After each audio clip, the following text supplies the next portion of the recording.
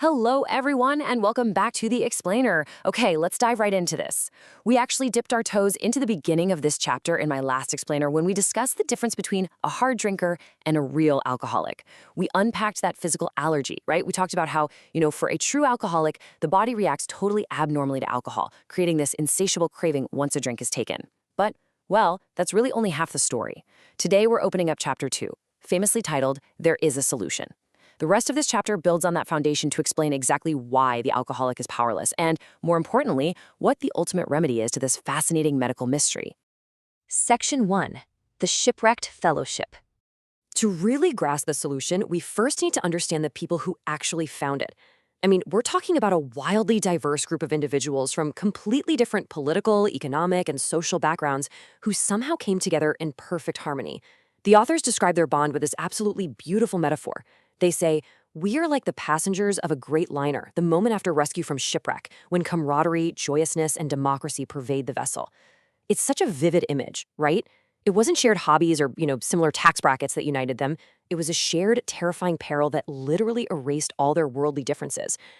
But here's the thing. Surviving the shipwreck wasn't quite enough to keep them together long term. The true miracle here, and really the core message driving this entire chapter, is that they discovered a common solution. They found a unified remedy, a definitive way out on which this whole diverse group absolutely agrees. So they weren't just bonded by the problem anymore, they were totally united by the cure. Section 2. A Mind Without Defense. Now, what's really interesting about this breakdown is the central question it raises. If drinking is this horrific shipwreck that destroys your life, your family, your career, why do alcoholics keep getting back on the boat? Well, the answer requires us to draw a clear line between the two halves of this illness. On one hand, we have the physical body. That's the allergy we discussed last time that prevents an alcoholic from stopping after they take a drink. But on the other hand, the deeper, much more baffling problem centers entirely in the mind, the mental obsession. The text argues that the real alcoholic has entirely lost the power of choice in drink. It's an absolute inability to fight off the very first drink. They often justify taking it with insanely trivial excuses, completely blocking out any memory of past suffering. The authors use a brilliantly relatable metaphor to explain this mental blank spot. They write, there is a complete failure of the kind of defense that keeps one from putting his hand on a hot stove. Think about it. If you touch a hot stove and burn yourself, your brain creates a permanent defense mechanism. You just don't do it again. But for the alcoholic, that defense mechanism is practically non-existent when it comes to alcohol. Their willpower just vanishes. Despite vivid, painful memories of past humiliation, they are left utterly defenseless against the urge to take that very first drink. Section 3. The Crushing Truth. To illustrate just how impenetrable this mental blind spot really is, the text introduces a fascinating historical case study of a prominent American businessman who had literally every resource at his disposal. Let's walk through his journey. First, he sought intense psychiatric treatment from a celebrated European psychiatrist. Second, through this elite medical care, he gained profound, deep self-knowledge about the inner workings of his own mind and exactly why he drank. He understood his condition perfectly. But then, step 3, the inevitable relapse. Armed with all that elite psychology and self-knowledge, he still couldn't stop himself from drinking, which led to step 4, where he returned to his doctor only to receive a truly hopeless verdict. The celebrated European psychiatrist delivered these crushing words. "You have the mind of a chronic alcoholic. I have never seen one single case recover where that state of mind existed to the extent that it does in you." Imagine hearing that. No way out. This was a monumental defeat, but it serves a really crucial purpose in the text. It officially proves that sheer human willpower, intellect, and profound self-knowledge are simply not enough to solve the mystery of the mental obsession. Section 4. Vital spiritual experience. So the crucial point is, what comes next? What's the cure? If medicine, intellect, and willpower all fail, what on earth is left? Well, the doctor didn't just leave the businessman without a lifeline. He prescribed a highly unconventional cure, a vital spiritual experience.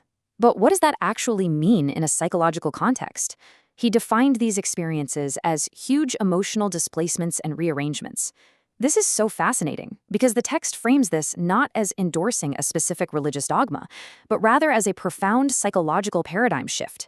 It's an occurrence where old ideas, old emotions, and old attitudes are completely cast aside, and a brand new set of motives begins to dominate and direct a person's life. The text argues that this profound paradigm shift is deemed medically necessary to conquer the mental obsession. Because human willpower is fundamentally broken in the chronic alcoholic, a completely higher defense has to be installed. Actually, scratch that. It's more like a total rewiring. This emotional displacement is presented as the only known remedy capable of replacing the alcoholic's failed willpower and keeping them away from that fatal first drink. Section 5, an open, inclusive path. Now, you might be wondering how accessible this all really is. Hearing the words spiritual experience might sound a bit exclusionary to some, but the authors explain exactly how grounded and accessible this actually is. The text explicitly states that everyone, regardless of their background, race, or creed, are children of a living creator with whom we may form a relationship upon simple and understandable terms. It is a remarkably inclusive stance, especially for its time. The authors reassure us that this path requires absolutely no specific religious affiliation, noting that there is practically no friction among their wildly diverse membership over differing beliefs or ceremonies. And this brilliantly illustrates just how simple the requirements to begin this paradigm shift really are. You don't need to be a saint or a scholar, for sure. You just need an honest desire to stop drinking, a willingness to try something new, basic honesty with yourself, and the ability to lay aside prejudice against spiritual concepts. That is literally it. The barrier to entry for finding this life-saving solution is kept intentionally remarkably low. To further ground these spiritual concepts in respected psychology, the book actually cites the distinguished American psychologist William James and his work, The Varieties of Religious Experience. By referencing James, the authors are proving that the realm of the spirit is broad, roomy, and completely all-inclusive. There isn't just one narrow way to acquire this faith or this vital emotional displacement. There are a multitude of ways that men and women discover this spiritual connection. Section 6, the obsessive delusion. Before we wrap up, we have to talk about one massive lingering roadblock. Because before a person can fully embrace this simple, inclusive solution, they usually have to overcome an incredibly dangerous delusion in their own mind, an illusion that just keeps pulling them right back toward the shipwreck. Which leaves us with this provocative question. Can an alcoholic ever learn to drink normally? Well, Chapter 3 focuses entirely on this astonishing delusion, exploring the tragic lengths people will go to in order to prove they are just like normal drinkers. We're going to unpack that intense psychological battle in our next explainer. Until then, keep questioning, keep learning, and I'll catch you next time.